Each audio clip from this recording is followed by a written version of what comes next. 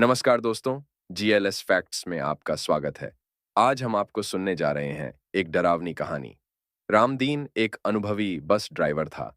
उसकी नौकरी में कई कठिनाइयां थीं, लेकिन उसने हमेशा अपने कर्तव्यों को पूरी निष्ठा से निभाया। उसने न जाने कितनी रातें सड़कों पर बिताई थीं, लेकिन उस रात की घटना ने उसकी जिंदगी हमेशा के लिए बदल दी। एक बार की बात है, रामदीन को एक नई रूट पर चलाने का आदेश मिला। यह रूट छोटे गांवों और घने जंगलों से होकर गुजरता था। लोग कहते थे कि इस रास्ते में एक खास जगह थी, जहां रात के समय अजीब-अजीब घटनाएं होती थीं। रामदीन ने इन कहानियों को महज अफवाह समझा और उस रात अपनी बस लेकर निकल पड़ा। रात के करीब 10 बजे थे, जब रामदीन ने बस को सवारियों के साथ अपने गंतव्य की ओर चलाना शुरू किया। बस में कुल मिलाकर 20 लोग थे, जो अपने-अपने कामों से लौट रहे थे। सभी लोग सामान्य थे और बस के चलने के साथ ही धीरे-धीरे नींद में चले गए। जैसे-जैसे बस आगे बढ़ती गई, जंगल का रास्ता और भी घना होता गया। चारों ओर अंधेरा था और सिर्फ बस की हेडलाइट्स की रोशनी ही नजर आ रही थी। रामदीन ने अपनी आंखें सड़क पर जमा रखी थीं और सावधानी से गाड़ी चला रहा था। रात का करीब 12 बजा था, जब रामदीन को अचानक सड़क के किनारे एक औरत खड़ी दिखाई दी।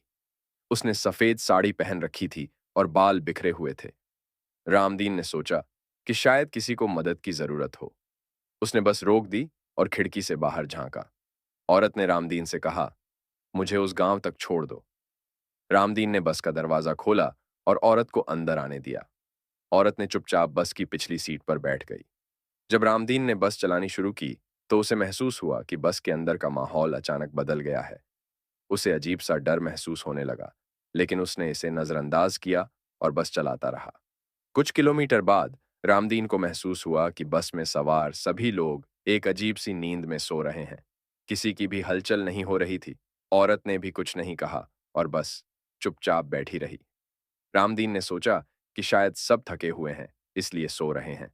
रास्ते में एक जगह आई जहां सड़क एकदम सीधी थी और चारों ओर घना जंगल था। अचानक रामदीन को पीछे से किसी के रोने की आवाज सुनाई दी।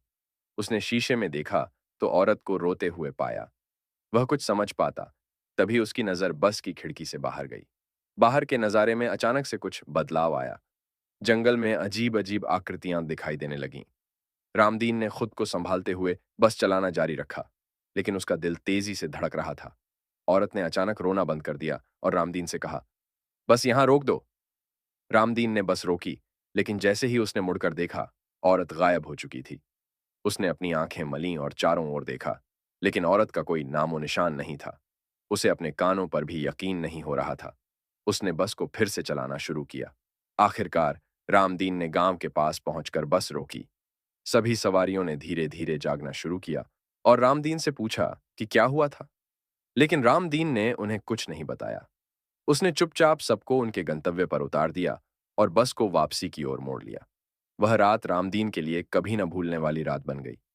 वह अब भी सोचता है कि वह औरत कौन थी और क्या वह सब सच था या महज एक भ्रम। लेकिन जो भी था, उसने रामदीन के दिल में एक गहरा डर छोड़ दिया। इसके बाद रामदीन ने उस रास्ते पर कभी बस नहीं चलाई। उसने अपनी नौकरी भी छोड़ दी और गांव में एक साधारण जिंदगी बिताने लगा। वह रात अब भी उसके सपनों में आती है और वह अब भी उन रहस्यमयी घटनाओं का जवाब ढूंढने की कोशिश करता है। रामदीन ने भले ही उस रात की घटना के बाद बस चलाना छोड़ दिया था, लेकिन उसका मन अभी भी बेचैन था। उसके गांव के लोग उसकी कहानी को अजीब मानते थे, लेकिन किसी ने उसकी बात पर पूरा विश्वास नहीं किया।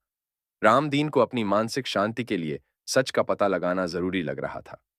एक दिन रामदीन के गांव में एक पुरानी पुस्तकालय की सफाई हो रही थी।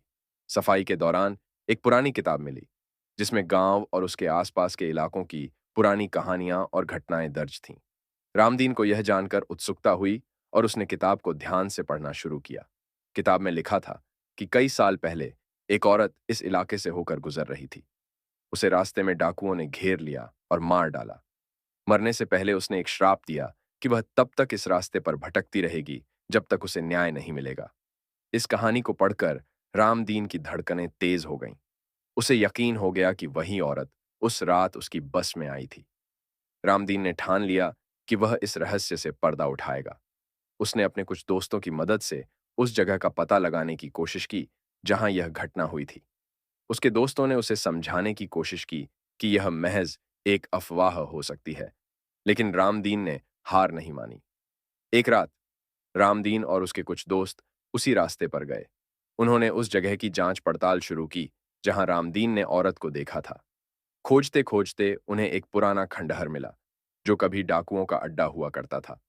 रामदीन के मन में शंका और भी गहरी हो गई। खंडहर में खोज के दौरान उन्हें कुछ पुराने अवशेष मिले जिनमें कुछ जेवर और कपड़े थे। रामदीन ने अनुमान लगाया कि ये अवशेष उसी औरत के हो सकते हैं। उसने अपने दोस्तों के साथ मिलकर उन अवशेषों को ठीक से रखा और उस आत्मा की शांति के लिए एक पूजा आयोजित की। पूजा के दौरान रामदीन को एक अजीब सा सुकून महसूस हुआ। उसे लगा जैसे उस आत्मा को अब शांति मिल गई है। पूजा समाप्त होने के बाद रामदीन ने देखा कि खंडहर के पास एक सफेद रोशनी चमक रही थी। सभी लोग हैरान थे, लेकिन रामदीन के मन में अब कोई डर नहीं था। उसे यकीन हो गया था कि उस आत्मा को अब मुक्ति मिल चुकी है। नई शुरुआत उस घटना के बाद रामदीन की जिंदगी में एक नया सवेरा हुआ। उसने अपने दोस्तों और गांव वालों के साथ मिलकर उस खंडहर को साफ किया और वहां एक छोटा मंदिर बना दिया। गांव के लोग अब उस मंदिर में आकर उस आत्मा के लिए प्रार्थना करते थे। रामदीन ने फिर से बस चलाना शुरू किया, लेकिन अब वह पहले से ज्यादा आत्मविश्वास और शांति महसूस करता था। वह जानता था कि उसने एक आत्मा की मदद की थी और उसकी वजह से उस इलाके में शांति आ गई थी। वह अब भी उस रात को याद करता है, लेकिन अब उसके मन में डर नहीं, बल्कि एक संतोष है कि उसने सही काम किया। रामदीन की कहानी गांव में हमेशा के लिए याद रखी गई और लोग उसे एक बहादुर और दयालु व्यक्ति के रूप में जानते थे। उसने न केवल अपने डर को हराया, बल्कि एक आत्मा को भी मुक्ति दिलाई। अब वह पहले की तरह हर रात अपने रास्ते पर निर्भय होकर बस चलाता है, ये जानते हुए कि उसकी मदद हमेशा उसके साथ है। रामदीन की जिंदगी अब शांति और संतोष से भरी हुई थी, लेकिन अतीत का साया कभी-कभी उसके मन में उभर आता। वह अपने अनुभवों से लोगों को प्रेरित करता, उन्हें सिखाता कि कैसे साहस और दया से हर कठिनाई को पार किया जा सकता है। लेकिन उसके मन में एक कोना था जो अब भी उस रात की घटना से जुड़ा हुआ था। उसने सोच लिया था कि इस रहस्य को पूरी तरह से सुलझाए बिना वह चैन से नहीं बैठ सकता। एक दिन रामदीन को एक अजीब खत मिला। उस खत में लिखा था, तुमने जिस आत्मा को मुक्ति दिलाई, उसकी कहानी अब भी पूरी नहीं हुई है। सच का पता लगाने के लिए तुम्हें और गहराई में जाना होगा। रामदीन ने सोचा कि यह कोई मजाक हो सकता है, लेकिन उसके मन में उठ रहे सवालों ने उसे उस खत को गंभीरता से लेने पर मजबूर कर दिया। रामदीन ने अपने कुछ विश्वसनीय दोस्तों के साथ मिलकर उस इलाके की ओर गहराई से छानबीन करने का निर्णय लिया। इस बार उन्होंने उस खंडहर के आसपास के क्षेत्रों में और खोज की। वहां उन्हें एक पुराना गुप्त दरवाजा मिला जो जमीन के नीचे छिपा हुआ था। दरवाजे के पास कुछ पुरानी हस्तलिखित पांडुलिपियां मिलीं, जिनमें डाकुओं के गुप्त ठिकाने का जिक्र था। रामदीन और उसके दोस्तों ने हिम्मत जुटाई और उस दरवाजे को खोलकर अंदर प्रवेश किया। नीचे एक गुप्त सुरंग थी जो उन्हें एक बड़े कमरे में ले गई। वहां पुरानी मूर्तियां, सोने चांदी के बर्तन और कई अन्य कीमती वस्तुएं थीं। इस ठिकाने को देखकर यह स्पष्ट हो गया कि यह वही स्थान था जहां डाकुओं ने उस औरत की हत्या की थी।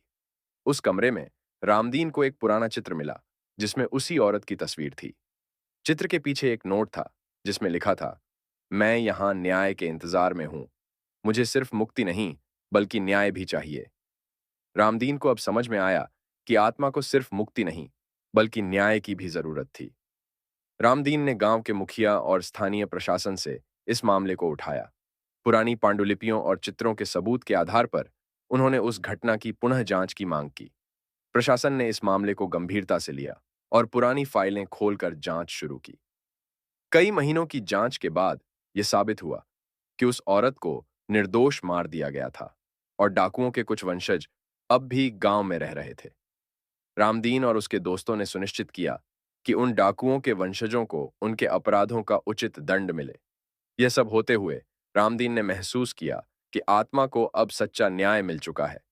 एक रात जब रामदीन उसी रास्ते पर बस चला रहा था, उसने बस की पिछली सीट पर उसी औरत को देखा, लेकिन इस बार उसके चेहरे पर एक शांत मुस्कान थी। उसने रामदीन को धन्यवाद कहा और धीरे धीरे गायब हो गई। रामदीन के जीवन में अब एक नया अध्याय शुरू हुआ। उसने अपनी बस चलाना जारी रखा, लेकिन अब वह एक नई उद्देश्य के साथ काम करता था। उसने यह सुनिश्चित किया कि हर यात्री सुरक्षित और संतुष्ट रहे। वह अपने अनुभवों को दूसरों के साथ बांटता और उन्हें सिखाता कि कैसे हर अंधेरे में भी एक उजाले की किरण होती है। रामदीन की कहानी ने पूरे गांव को प्रेरित किया। लोग उसे एक नायक मानते थे, जिसने न केवल एक आत्मा को मुक्ति और न्याय दिलाया, बल्कि अपनी हिम्मत और दया से सभी के दिलों में जगह बनाई। उसकी बस यात्राएं अब सिर्फ एक साधारण यात्रा नहीं रहीं, बल्कि जीवन की सच्चाइयों और साहस की कहानियां बन गईं। रामदीन ने साबित कर दिया कि सच और न्याय की राह पर चलने वाला कभी अकेला नहीं होता। उसकी कहानी हर उस व्यक्ति के लिए एक प्रेरणा बन गई जो कठिनाइयों से जूझ रहा था और सत्य की तलाश में था। ये कहानी आपको अच्छी लगी तो लाइक शेयर करें। ऐसी और कहानी सुनने के लिए हमारे चैनल को सब्सक्राइब जरूर करें। इस कहानी को सुनने के लिए धन्यवाद।